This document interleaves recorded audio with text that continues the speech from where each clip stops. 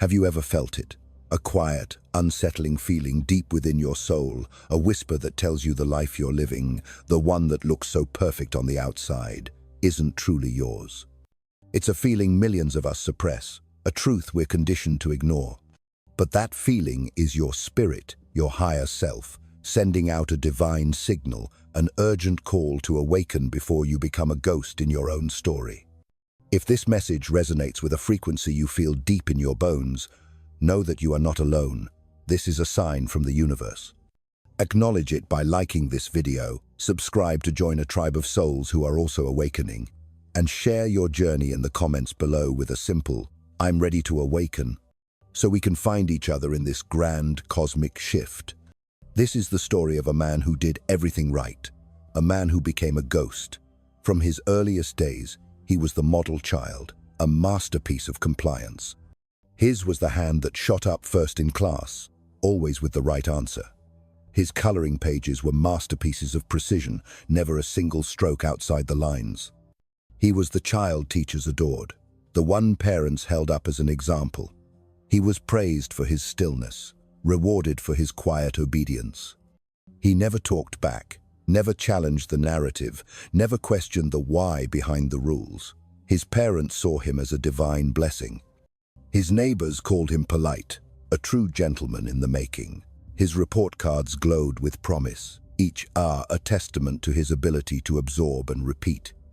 He was the standard against which other children were measured, the golden boy, the embodiment of a system's dream. And the system, it loved him for it. At school, he was celebrated for being the perfect cog in the machine, focused, quiet, and unquestioningly obedient. He learned the rules of the game before he even knew he was playing. The currency of this realm wasn't creativity, passion, or divine inspiration. It was conformity. The rewards, gold stars, pats on the head, words of approval were intoxicating. And so, he learned early, and he learned well. The lesson was simple. Be good. Be nice. Be what they want you to be. Never ask why. Just perform the tasks. Meet the expectations, and you will be safe. You will be loved. You will be successful. This is the subtle programming that lays the foundation for a life lived on autopilot. This isn't just a story. It's a cultural phenomenon. A 2021 study by the Pew Research Center revealed a startling truth. A staggering 83% of American parents said they would rather their child be obedient than creative. Let that sink in. This isn't a mere parenting preference. It is the blueprint of a cultural design. A design that prioritizes predictability over passion, compliance over courage. It's a system that subtly teaches us to trim away the wild, vibrant, and unique parts of ourselves to fit neatly into a pre-approved mold. It's a design that prepares us not for a life of purpose, but for a life of function. So, when the time came for him to choose a path in life, to select a university and a career, he didn't consult the compass of his heart. He didn't ask his soul what made it sing or what quest it yearned to undertake. Instead, he consulted the unwritten manual of societal approval. He asked, "What will look best on a resume?" He asked, "What will make me appear responsible and secure?" He wasn't searching for a path that would make him feel alive. He was searching for a path that would minimize risk and maximize external validation. He chose something safe, something practical. A degree with guaranteed job security. Business, engineering, computer science, not because these fields ignited a fire within him, but because they made sense on paper. They were the logical, approved next steps. And the world applauded. His parents swelled with pride. His friends admired his sensible choice. Everyone nodded in approval. He had once again checked the right box. But in the chorus of external praise, a crucial question was never asked. Not by his parents, not by his friends, not even by himself. What do you truly want? He had become so adept at reading the script handed to him by others that he had completely forgotten how to read his own soul. He didn't even realize he had a choice, a sacred contract with the universe that only he could fulfill. He graduated with honors, secured a respectable job, and began the steady, predictable climb up the corporate ladder. He was the perfect employee. He was never late, always said yes, eagerly took on the extra hours. In meetings, he remained a silent, agreeable presence, a reliable and humble team player. He was a master of being useful. He did everything a man was supposed to do. He bought a modest house in a respectable neighborhood. He married a good woman, one who also fit the blueprint. He had children. He paid his bills on time, every time. He smiled for the annual Christmas photo, posting it online with a carefully crafted caption about gratitude and blessings. He lived a life devoid of drama. He didn't chase crazy, impossible dreams. He didn't disappoint his parents. He didn't disappoint society. He was the model adult, the very picture of success. He was the kind of man HR departments dream of, predictable, efficient, respectable. He followed the unwritten script that so many of us follow without ever realizing we're reading from it. Study, work, settle down, contribute, retire, fade out. This was the plan, the sacred text of the mundane, and he followed it to the letter. He took an immense, quiet pride in his stability, in never straying from the well-trodden path. He took pride in being safe, in never getting lost. But perhaps the greatest tragedy was this. He was never truly on his own path to begin with. He never asked where the path led. He never questioned who had laid the bricks. He never once stopped to ask if this was even his road at all. His days had the appearance of progress. His nights had the semblance of purpose. But deep down, in the silent chambers of his soul, something felt profoundly off. A quiet voice, easy to ignore amidst the noise of daily obligations, kept whispering a terrifying question. Is this all there is? Psychologists have a name for this state, the default mode life. It is a life lived by habit, by programming, by the deep-seated fear of the unknown.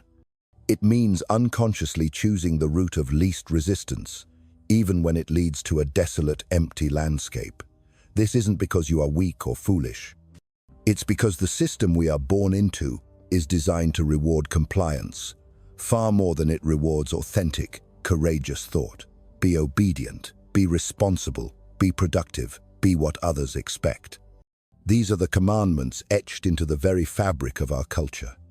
He was never punished, never told no, never beaten down. Why? Because no one needed to.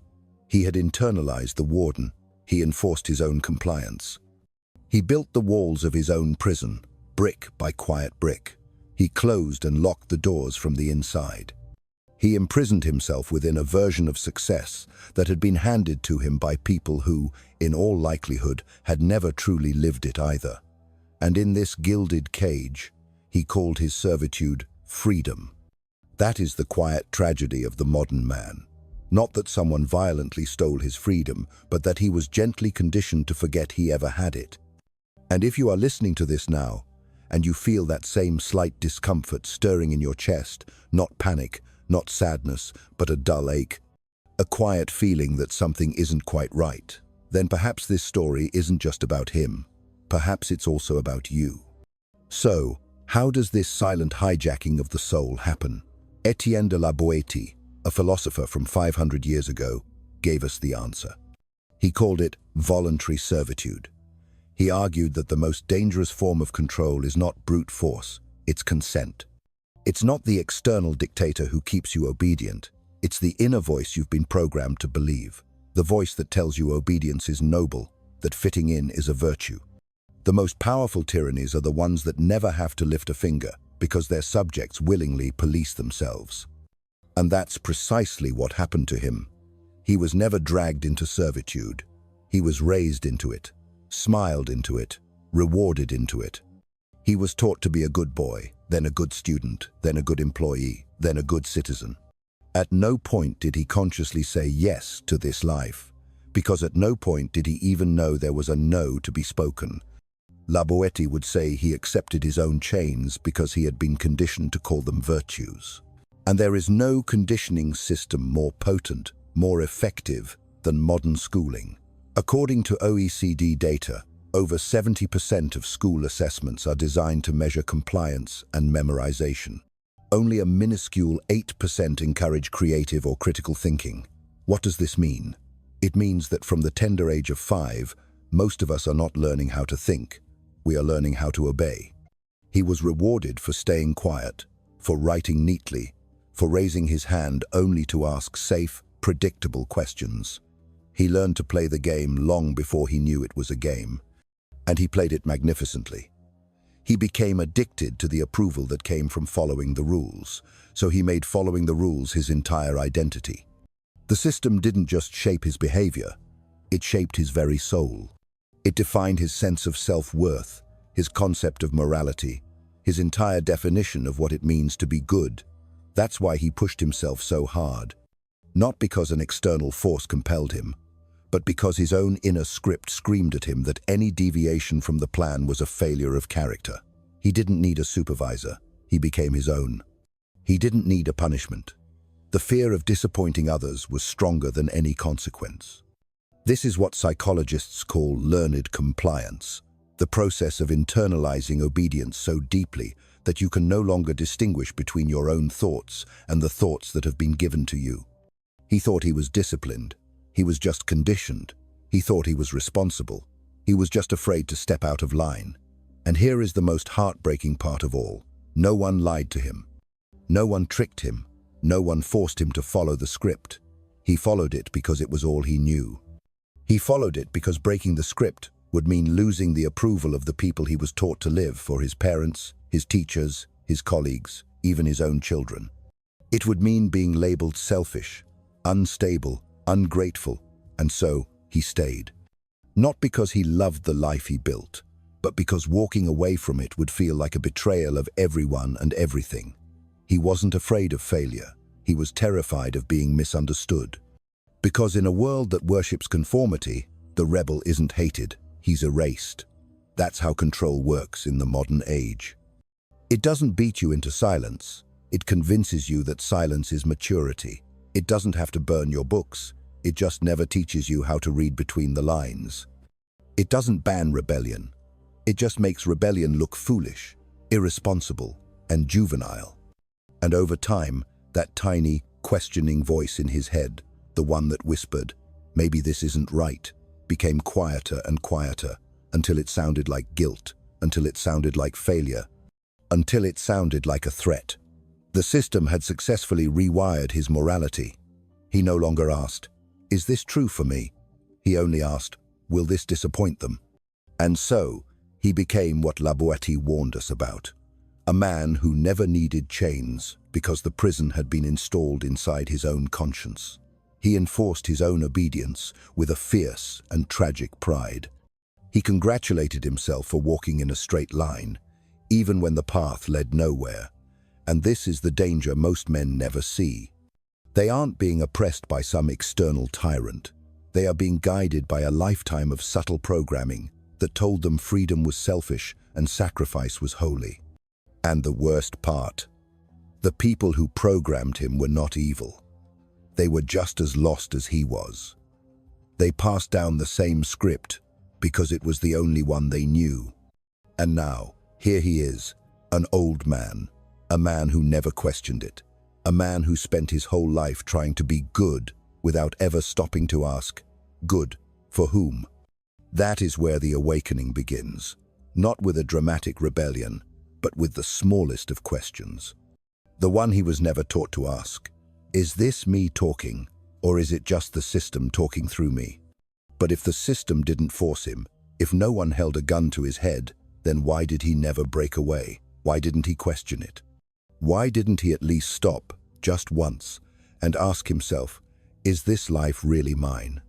The answer lies not in laws or leaders, but in something far older, far quieter, and far more powerful: the crowd. In 1895, Gustave Le Bon published a book called The Crowd, and in it, he argued something most people still don't understand today, that in groups, we lose our minds, literally. Le Bon wrote that the crowd does not reason. It reacts, it follows, it imitates. In the presence of a crowd, an individual's critical thinking shuts down, and their primitive, emotional brain takes over.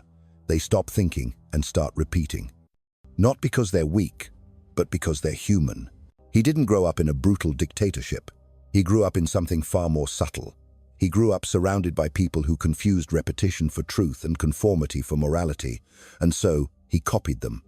He saw what others valued, what they praised, what they posted, what they applauded, and he mirrored it back. Not because he believed in it, but because it felt safer than questioning it. In psychology, this is called the bandwagon effect. We assume something is right simply because enough people act like it island. According to a Gallup poll in 2020, 95% of Americans believe that buying a house is the hallmark of stability. Yet, millions drown in debt to meet that expectation. Why? Because everyone else is doing it, and doing it differently feels dangerous. He didn't want to seem unstable or irresponsible or weird. He didn't want to stand out, because in a world obsessed with fitting in, being different is seen as a threat. The truth is, society never needed to punish him for thinking differently. It just needed to make him afraid of being alone. And so he became what Le Bon warned about, a man who followed, not out of faith, but out of fear. Fear of rejection, fear of being left behind. Fear of being the only one raising his hand when everyone else was silent. In 1951, psychologist Solomon Asch ran a simple experiment. He asked people to match line lengths on a board. The right answer was obvious.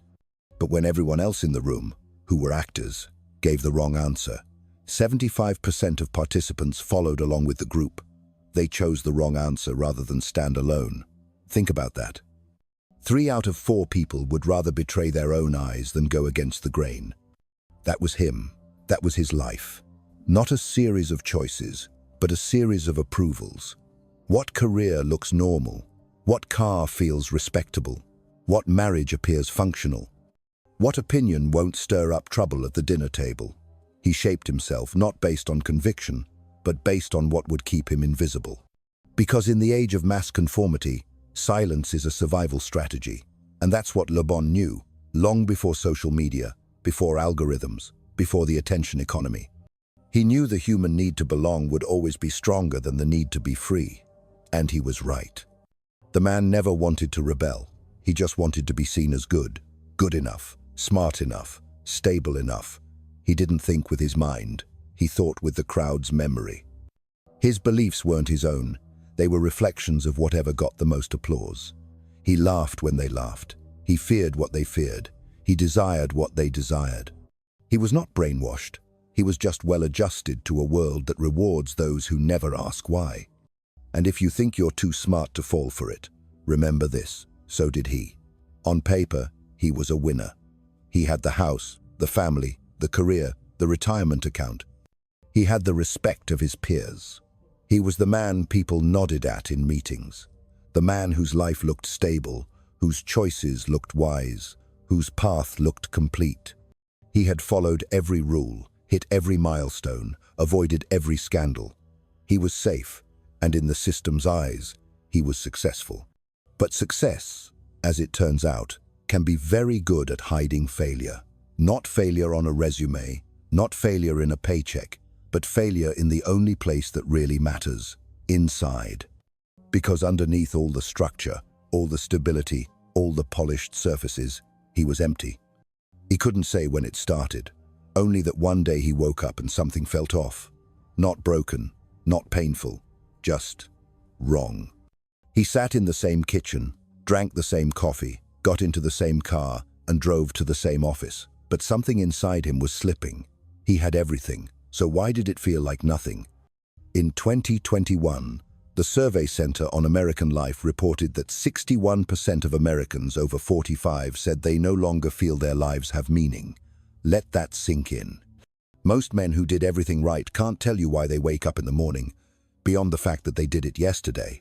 He wasn't depressed in the clinical sense. He wasn't broken. He wasn't even struggling. He was just fading. Slowly, quietly, like a light left on too long that begins to dim without anyone noticing. And that is the silent crisis, the one no one talks about. Not because it's rare, but because it's everywhere.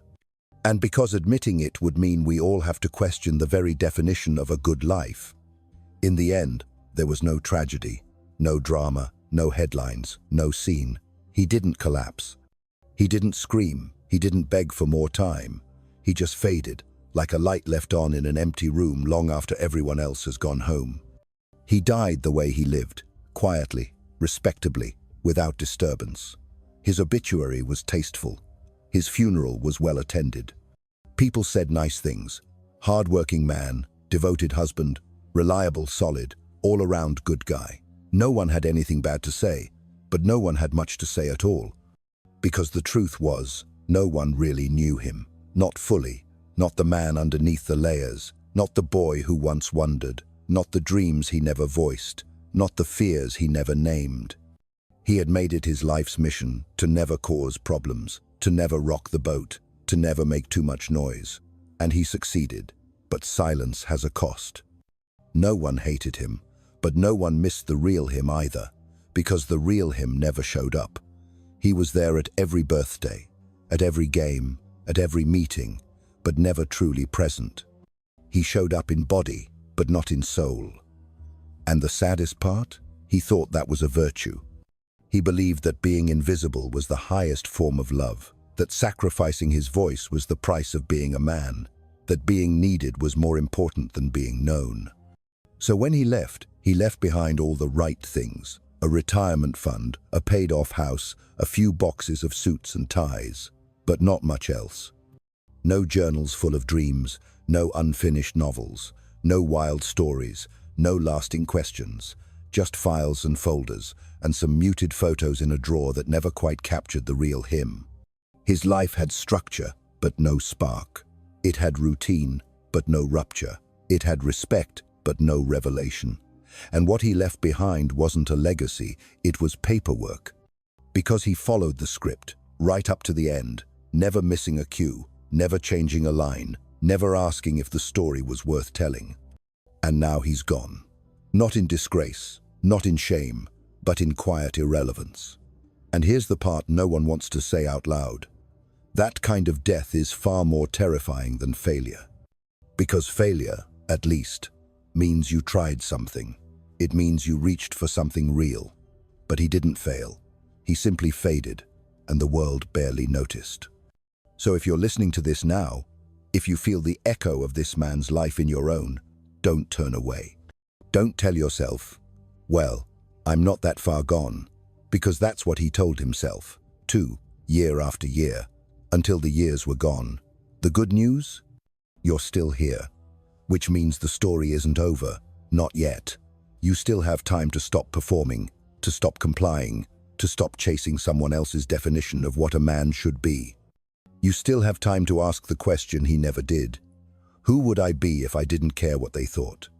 You still have time to write a different ending, one that's yours. So if something in you feels off, if something feels missing, if you've done everything right and still feel wrong, that's not failure, that's a signal. A whisper from the part of you that refuses to die politely. A voice that says, you don't have to vanish, you can still live. But first, you have to stop following and start remembering who you were before they told you who to become.